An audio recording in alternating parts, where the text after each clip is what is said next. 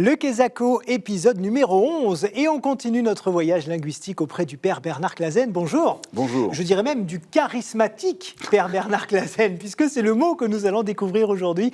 Charisme, eh bien, c'est la qualité de quelqu'un qui rayonne, qui sait fédérer autour de lui. Oui, ça c'est vrai. Mais qui lui confère tout ça d'après vous? Je vous dis rien de plus. On regarde le micro-trottoir et on en parle après. C'est ce que tout le monde peut posséder à l'intérieur de soi-même. Qui a du charme. Qui a du charme, qui est élégant. Des gens qui ont vraiment pignon sur rue, quoi. Des responsables politiques ou des choses comme ça. Le charisme, ça pourrait être celui qui porte la parole avec fermeté et avec force.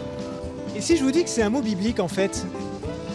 Ah oui, charisme, Christ, c'est ça, Pas forcément. On peut avoir du charisme, toute religion, tout le monde peut avoir du charisme.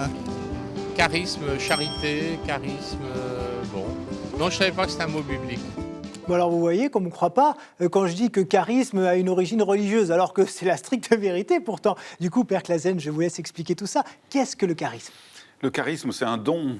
En effet, quelqu'un l'a dit, charité.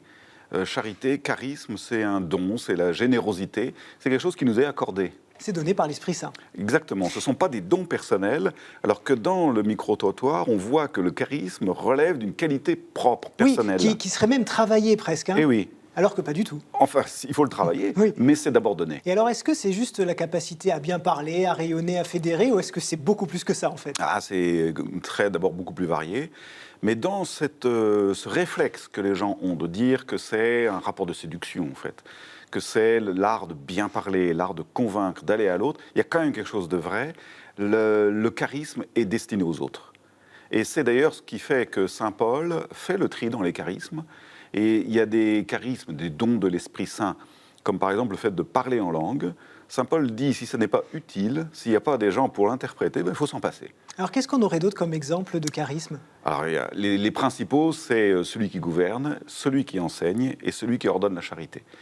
Après, il y a le parler en langue, il y a celui qui a des visions, il y a la guérison, etc. Il y en a 1 Corinthiens 12. Vous nous confirmez bien aussi que quand on dit aujourd'hui que quelqu'un est charismatique, on fait d'abord allusion, sans le savoir bien évidemment, à un don que Dieu nous fait. Et oui, ou à un don en général, ouais.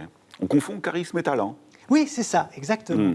Merci beaucoup, Père Clasen, pour toutes ces explications et merci à vous de nous avoir suivis. On se retrouve évidemment ici même la semaine prochaine pour un nouveau mot. Ciao.